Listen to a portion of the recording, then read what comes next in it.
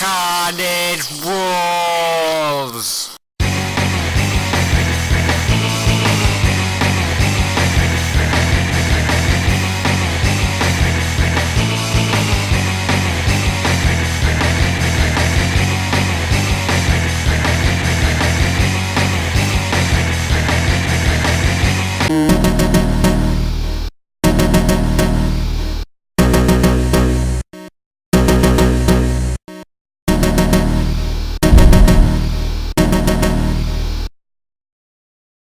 What's up guys, RetroOne here, and today we'll be looking at Maximum Carnage for the Sega Genesis. That one Spider-Man game you remember for having that fancy colored cartridge. And if you didn't have the red cart, you just simply weren't cool. So without further ado, let's get started.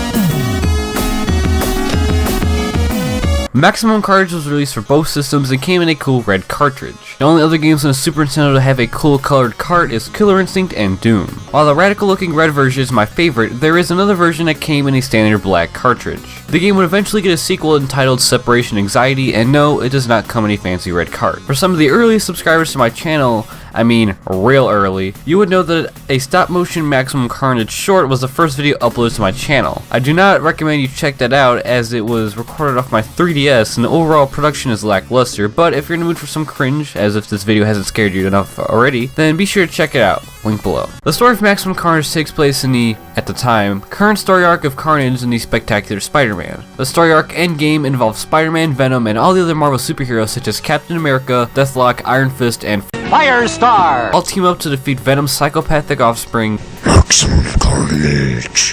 Who says video games and comic books can't mix? I'm looking at you, Silver Surfer. You deserved so much better. The game starts off with Cletus Cassidy locked up at Ravencroft Asylum. Cletus taunts the cops, and with the symbiote in his bloodstream, he transforms into Carnage, killing the cops at the facility. In the midst, he encounters Sheik. In the script it says Shrek, but I'm pretty sure it's supposed to say Sheik.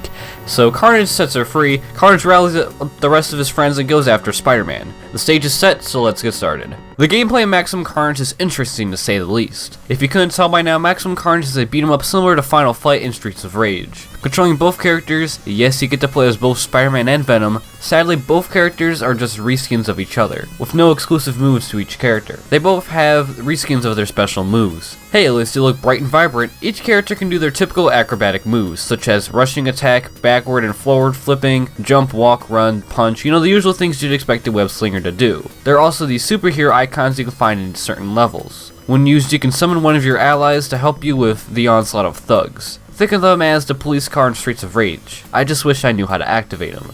In stage 1, you find yourself in the streets of New York, with both characters unaware of Carnage's escape. In this first stage, you will be fighting thugs. Lots and lots of thugs. Let me tell you, throughout the game, the onslaught of thugs is no easy task. The common enemies in this game are way overpowered, and I found myself hanging on to my final life by the time I made it to the boss fight. With no option to change difficulties and a non-existent options menu makes each level a challenge. At times, some levels are too challenging, with the barrage of enemies on each screen. It's embarrassing to see Venom get killed by a bunch of thugs. You are really going to need superhero-like reflexes to emerge unscathed from each level. Stage 2 is just called Climb, where you must climb to the top of this building to get to the boss fight. For the longest time, this is what kept me from playing the game. The web slinging controls are just broken. The controls in the instructions are up and C, but whenever you press up and C, nothing happens.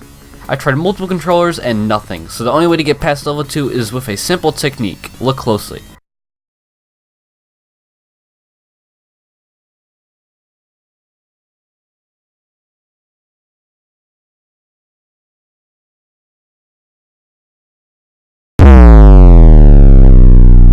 Sadly, throughout the rest of the game, you get nothing else but beat up some thugs, boss fight, beat up some thugs, boss fight, rinse and repeat. This isn't to say this is the same for all games in the genre, but with the crushing difficulty of each level makes beating this game a feat to be proud of. The music in this game is amazing. The intro theme was composed by the band Green Jelly, or Green Jello as they were known at the time. The song is called Carnage Rules and is based off Carnage himself, and was released as the first track of their album 333. To avoid copyright, I won't play it here, but it is spot on with the video game rendition. They nailed it. If you don't know who Green Jelly is, then watch their video album Serial Killer.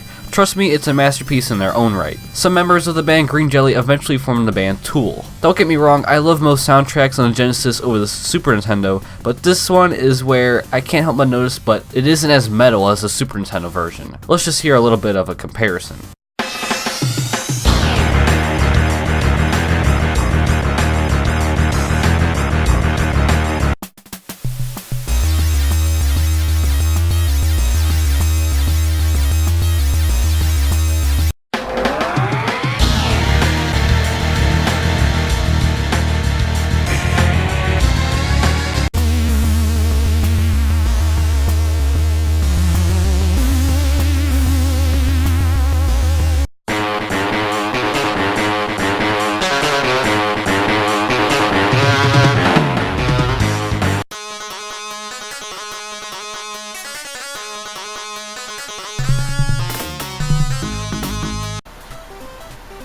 I can't believe I made this whole video without saying a single LGN joke. But first on YouTube, I'm sure. Anyways, Maximum Carnage is a decent beat 'em up you shouldn't pay more than $5 for. A game you'll play every once in a while just for the fact that it's Spider-Man. Overall, I give Maximum Carnage my rating of 7 out of 10. Thank you guys so much for watching this video. Hope you have an amazing day. Now if you excuse me, I still have a game to beat.